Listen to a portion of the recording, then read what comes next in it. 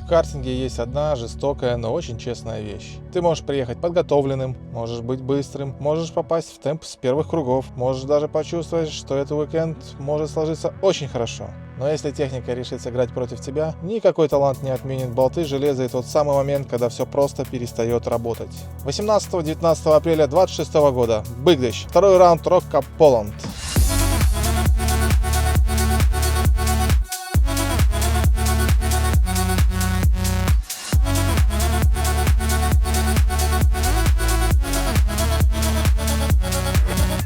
Для Романа это должен был быть обычный гоночный уикенд в мини-рок. Но насколько слово «обычный» вообще применимо к детскому картингу, где между хорошим результатом и «ребята, у нас опять проблема» иногда лежит один глушитель, одна застежка или один выключившийся двигатель. Если вы здесь впервые, это канал Roman Racer. Здесь вы моими глазами наблюдаете за гоночной карьерой моего сына Романа. Без глянца, без придуманных подвигов и без красивых пресс-лизов, как есть. Тренировки, ошибки, нервы, технические проблемы, маленькие победы, большие разочарования и путь, который в детском картинге иногда выглядит взрослее, чем многие взрослые чемпионаты. И этот уикенд был как раз из таких. Ребятки, всем привет!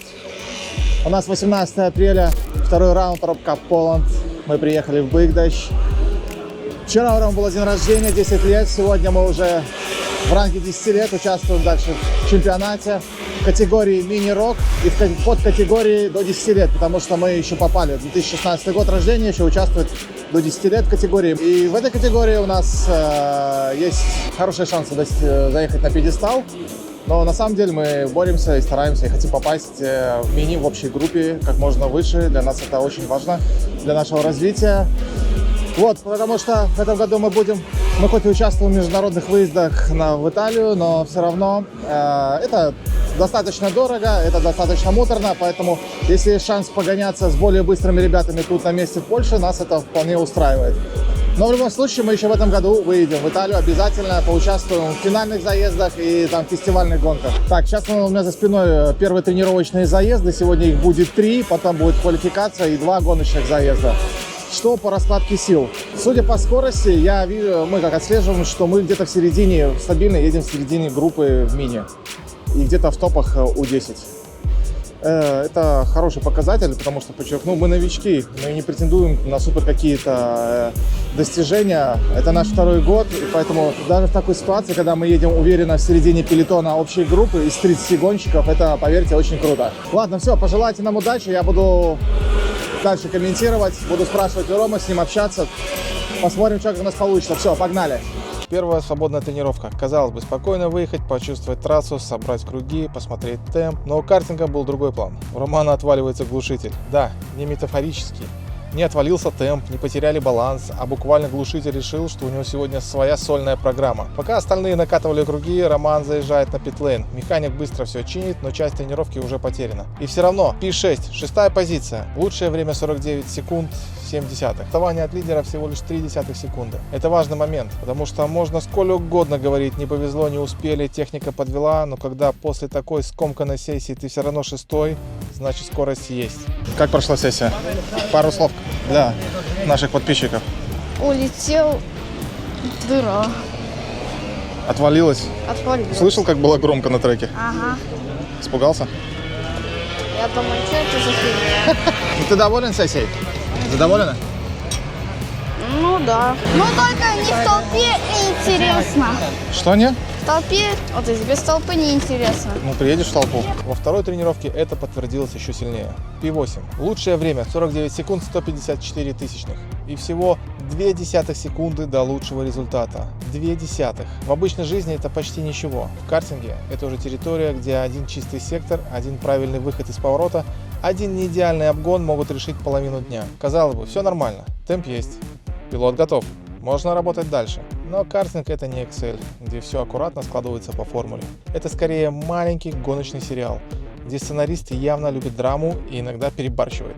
Так, ребята, сейчас начнется у нас уже квалификация. Небольшие апдейты перед квалификацией. Оказывается, на последней тренировке нам какой-то странный комплект шин. Нам и еще одному там парню засунули с нашей команды не те официальные, которые используются на этих соревнованиях. И, скорее всего, поэтому такая большая разница. Мы должны были ехать еще быстрее, оказалось, поехали медленнее на 0,3, чем ехали на старых грязных опонах.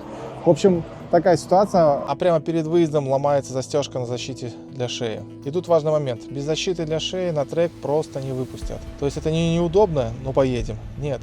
Или защита выглядит рабочей, или заезд заканчивается еще до того, как ты выехал из паддока. И вот начинается та самая магия картинга, которую никогда не покажут в итоговом протоколе. Снаружи все красиво, пилот, карт, механик, трасса. А в реальности за минуту до выезда ты стоишь с защитой в руках и думаешь не о траекториях, не о давлении в шинах, не о десятых долях секунды. Ты думаешь, как быстро сделать так, чтобы Романа вообще выпустили на трек. Пришлось шаманить. Без лаборатории Макларен, без идеальных инженерных решений. Просто паддоковая реальность. Времени нет, заезд сейчас, надо решать. Защиту привели в состояние, с которым можно было выезжать. Роман садится в карт, но спокойной сессии уже не получилось. Итог: 15-я позиция, лучшее время 49 десятых, 532 тысячных. На бумаге это выглядит как откат назад, но цифры без контекста — это как смотреть гонку только по лайфтаймингу. Вроде понятно, кто где, но вообще непонятно, почему так произошло. Квала закончилась. Лучше, чем в прошлый раз проехали. 11 в общем зачете и 4 в мини 10. В целом все окей. По темпу было хорошо. Видно было, что у него больше был темп, но неудачно ехал в толпе. Вот, поэтому я считаю, что он по скорости где-то 5-6 должен рассчитывать. Так что готовимся к первому заезду. Вроде все окей. Лучшее время 49 секунд 186 тысячных. Отставание от первого места 375 тысячных секунды. И вот здесь опять вся красота и вся жестокость картинга. 3,5 десятых. Для зрителя это почти ничего. Для пилота это стартовая позиция. Трафик, риск, нервы и совершенно другая гонка. Квалификация не была провалом, но и не была тем самым кругом, после которого хочется включить музыку из Формулы-1 и идти за шампанским. Это был рабочий результат. Такой, после которого ты не подразумеваешь, но понимаешь, бороться все еще можно. И вот тут небольшая пауза. Если вам интересно не только итоговые ролики, но и вся живая кухня изнутри, подписывайтесь на наш телеграм-канал. Там мы выкладываем все без монтажа, прямо во время тренировок и гонок, с комментариями, эмоциями из паддока и короткими заметками и ответами на ваши вопросы. Большие видео, разборы истории уикендов выходят на YouTube-канале Roman Racer. А в Инстаграме и ТикТок все самое быстрое и эмоциональное. Старты, обгоны, паддок, кубки и короткие смешные моменты. Потому что гонка — это не только итоговый протокол, это еще и все, что происходит до него. А дальше начались 4 гоночных заезда. И первый заезд сразу показал, что квалификация не рассказала всю историю. Роман стартует с 11 места и начинает подниматься. Сначала все идет в правильную сторону, и он уже добирается до 9 места, но потом откат до 15 позиции. И вот это тот самый момент, который в протоколе выглядит как сухая цифра, а на трассе ощущается совсем иначе. Ты только что начал строить гонку, ты уже прошел вперед, ты уже видишь, что можно бороться выше, и вдруг все приходится собирать заново. Как конструктор Лего после падения со стола. Но важный момент: Роман не развалился. Он возвращается в темп, снова проходит соперников и заканчивает гонку на 7 позиции. P7 после провала до 15 позиции. 11 очков, лучший круг, 49 секунд, 42 тысячных. Только что закончилась первый гоночный заезд. Каким ты финишировал? 6-м походу. 6-м стартовали, 11-м финишировал 6-м, при этом успел вылететь с трека на 11-ю позицию опуститься и вернуться, отыграть и догнать. Это Не просто... на 11, а на 15 какой-то. Ну, короче, установил лучший круг. Ну, в общем, разорвался. Плюс 1 очок. Плюс 1 очок. Ага. Ну, за лучший круг. Окей. Тебя. И первый в U10 ты первое место занял. Ты знаешь? Да. Доволен. В общем, ребята, был очень эмоциональный, сложный заезд. Но мы свое делали. Что я тебе говорил на квалификации, после квалификации? Не помню. Я помню, что у тебя есть темп, и квалификация еще не показала твою настоящую скорость, понял? Молодец. Это был не идеальный заезд, но это был взрослый заезд. Потому что в гонках важно не только быстро стартовать, важно уметь возвращаться после того, как сценарий пошел уже не туда. И тут могло показаться, что уикенд начинает разворачиваться в нашу сторону. Но картинг, как старый режиссер, который терпеть не может простые истории, сказал: нет, ребята, сейчас будет второй акт. Гонка вторая. Роман добирается до 3-й позиции. P3. Вот она, точка, где все могло повернуться совсем иначе. 3-е место, хороший темп, большой шанс на сильный результат. Момент, где уже можно не просто защищаться, а реально ехать за большим финишем. И тут двигатель просто выключается. Без контактов, без ошибок пилота, без красивой драмы колесо в колесо. Просто техника сказала: сегодня главный герой не ты, а неисправность. И как результат ДНФ после 3 кругов. и откатились на 29-ю позицию. 0 очков. В протоколе это выглядит холодно, почти безэмоционально. Но за этими цифрами прячется самая неприятная гоночная несправедливость. Ты все сделал для того, чтобы быть в борьбе, ты уже там, ты уже третий, и вдруг кто-то как будто выдергивает кабель из фильма на самом интересном месте. Гонка потеряна, очки потеряны, позиция в уикенде резко становится хуже, и вот тут начинается не про скорость, а про характер. Потому что ехать быстро, когда все идет хорошо, приятно. А вот возвращаться в борьбу после схода, когда у тебя только что забрали шанс на сильный результат, это уже настоящий спорт. Третий заезд был именно таким. Без красивой афиши, без голливудского света, без идеального сценария. После 29-го места нужно было просто возвращать уикенд к жизни. То, что было вчера, это не твоя вина, это техника. У тебя отличный темп, у тебя отличная скорость. Ты в топ-5 минимум, понял? А то и выше, топ-3 может. Потому что вчера ты по скорости был точно в топ-3. Ты понимаешь? Ты поставил бы слапа на первом гонке. Ты во второй гонке ехал третьим. Просто не повезло, техника была. Ты это понимаешь? Да. А теперь мне нужно обогнать 26 человек, чтобы быть третьим. Да, а чтобы быть первым, 28 человек обогнать надо. Ничего страшного, Рома. У всех крутых гонщиков такие ситуации в жизни были, понял? Нет ни одного крутого гонщика, чемпиона мира, который в таких ситуациях не был. Понимаешь? Да. Соответственно, это твой шанс проявить характер. Может быть, не сразу, не с первого раза, не с первого заезда получится заехать. Ничего страшного, со второго заедем, покажешь, что ты можешь. Понял? Буду спрашивать, что там вчера было. Можешь спокойно отвечать. Что было вчера, то было вчера. Я сегодня приехал побеждать. Понял? Я в тебя верю. В тебя все верят. Понял? Все были в шоке, что так получилось. Но это гонки, Ром. Не ты первый, не ты последний. Будут еще у ребят, у других такие же ситуации. И у тебя еще будут. Твоя задача научиться их забывать. Понял? Это было вчера. Сегодня новый день. Мы с нового листа едем сначала и боремся до конца. Да? Да. Ну что, ребята, третий заезд, стартовая позиция 29 или 30, если честно, я не смотрел. Но это не так важно. Важно, что мы стартуем с конца. Рома успешно выехал, вот он едет. Машина завелась. Есть боевой настрой. Сейчас главная задача не перегореть. И вот в этом первом повороте я специально стою на этой стороне, потому что это первый поворот. Это самое опасное место на старте, где здесь больше всего случается аварии на старте гонки. Поэтому я стою здесь и хочу заснять момент. Ну, важно проскочить первую, последнюю треть пелотона очень быстро, чтобы в среднем темпе потом проскочить средний пелотон и доехать до первой десятки. Это очень важно. Наша задача заехать в топ-10 на этом заезде. У нас есть для этого скорость. Главное перегореть психологически, и чтобы не случилось ничего, никаких технических проблем. Skwarek, Kaczmarczyk, Jan Stanisław Kowalski z miejsca 23. Dalej Antonina Naperty, Franciszek Kijak, Ciesiłka, Nowakowski, Wiktoria Tomas, Roman Murachał, Jan Gierczak i Leon Lewczuk. 31 kierowców. Ciężko było wymienić ich wszystkich, ale są. Wjeżdżają na prostą startmetę. Są już w tunelach. Światła zgasły, wyścig ruszył. Prowadzi do pierwszego zakrętu, wjeżdża na prowadzeniu Maksymilian Safarzyński, utrzymał to swoje prowadzenie, utrzymał też, co jest bardzo trudne na tym torze, miejsce drugie Paweł Markowski, który z zewnętrznej bardzo dobrze się rozpędził i utrzymał swoją drugą pozycję. Tam jest bezpośrednia walka, bardzo ciasno między tymi zawodnikami. Są kolejne... Он стартует глубоко в пелотоне, пробивается через трафик и заканчивает гонку на 14-й позиции и получает 2 очка. Лучший круг 49 секунд 238 тысячных. На бумаге 14-я позиция не выглядит как что-то большое, но в контексте этого уикенда это был заезд, где надо было снова собрать себя, карт, темп и голову. Некрасиво, не идеально, но необходимо. Расскажи, каково это стартовать с последних позиций и доехать до середины пелотона, до 14-й позиции? Бороться до последнего метра, ты на последнем моменте обогнал, да, Левчука? Угу. Что было самым сложным? Обгонять. Обгонять? А кого сложнее всего было обгонять? Новаковского, потому что целый час выбивал тебя. А он блокировал тебя, выбивал? Угу. Ну, он в какой-то момент так других блокировал, что сам вылетел.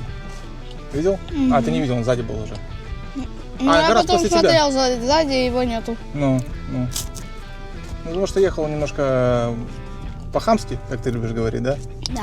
Какой у нас сейчас план на гонку следующий? Обогнать челов, которые передо мной, чтобы хотя бы быть в тройке. Да, твоя задача сейчас очень важно обогнать Ковальчика и Радка Черницкого. Патрика и Радка. Твоя основная задача.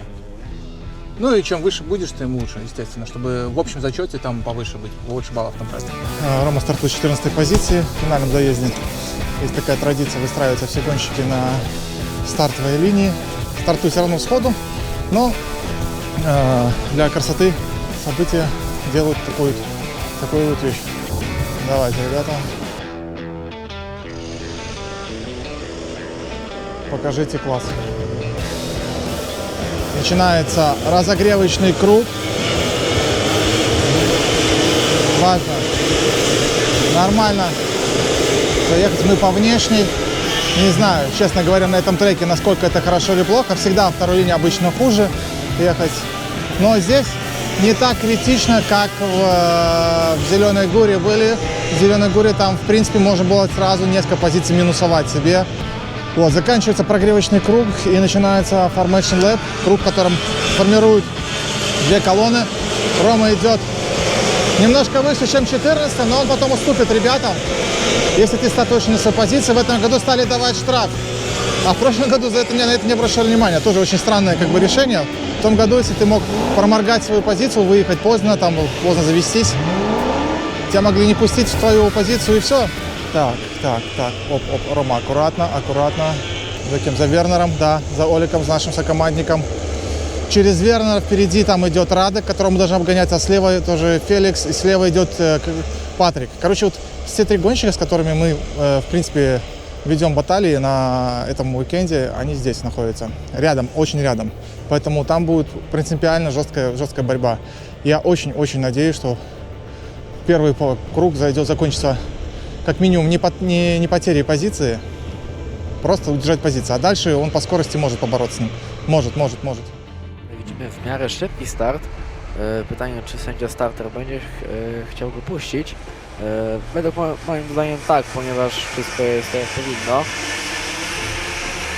Gasną światło i jedziemy, tak jest. Prowadzi Nathan Lukas, bardzo dobry start zawodnika. Parolin Porent tuż za nim wcisnął się Maksymilian Safarzyński i jest na miejscu drugim. Trzeci jest Paweł Markowski, a czwarty jest Piotr Mikołajczyk. И тут уже снова видно движение вперед. Роман начинает с 14 позиции, поднимается в топ-10 и финиширует на 9 позиции. 7 очков, лучший круг, 49 секунд ровно. И вот это хороший финальный штрих. После глушителя, после защиты, после квалификации на 11 месте, после схода, когда он уже был третьим, после 0 очков во второй гонке, закончить уикенд в топ-10 – это важно. Не потому что 9 место это громкий заголовок, а потому что это был финиш после уикенда, который несколько раз пытался развалиться. И если собрать все коротко, получается такая картина. Квалификация 11 место. Первая гонка камбэк до 7 позиции. Вторая гонка технический сход и падение на 29 позицию, 0 очков. Третья гонка возвращение на 14 позицию с 29 и финиш 4 гонки на 9 позиции с 14. Итого 20 очков, 10 место в мини-рок. На первый взгляд можно сказать, ну топ-10, нормально, хорошо, но без громких заголовков. Но если смотреть весь уикенд целиком, картина получается совсем другая. Это был не уикенд про идеальную статистику, это был уикенд про скорость, которая была видна с первых тренировок. Вот почему этот уикенд важен. Потому что в гонках выигрывают не только те, у кого все идеально складывается. В гонках растут те, кто после поломанного сценария все равно возвращается в борьбу. И в конце приятная деталь. Под категорией мини до 10 лет по итогам этого уикенда мы завоевали 3 место. Na miejscu czwartym Radosław Czernicki, miejsce trzecie to Roman Murachoł, miejsce drugie to Leo Sawicki, a wygrywa Felix Cichucki z Automobil Klubu Polski DSR Shifter Racing Team. Felix, który wygrał czasówkę na jeden wyścig, ten czwarty wygrał w kategorii mini U10, trzykrotnie był drugi, no i to dało mu najwyższy stopień podium в другой рунде Rock Cup Poland в Бydgoszczy. Это очень приятно, потому что после такого уикенда любой кубок ощущается не просто как награда, а как маленькое подтверждение, что мы все равно были в борьбе. Это Роман Рейсер. Здесь мы смотрим, как строится гоночный путь не по красивым заголовкам, а круг за кругом, уикенд за уикендом. Подписывайтесь на Телеграм, если хотите видеть гонки и тренировки живьем, без монтажа и с комментариями прямо по ходу событий. Подписывайтесь на YouTube канал Роман Рейсер. И, конечно, подписывайтесь на наш Инстаграм и ТикТок. Гоняйтесь честно, гоняйтесь быстро. Бифеста!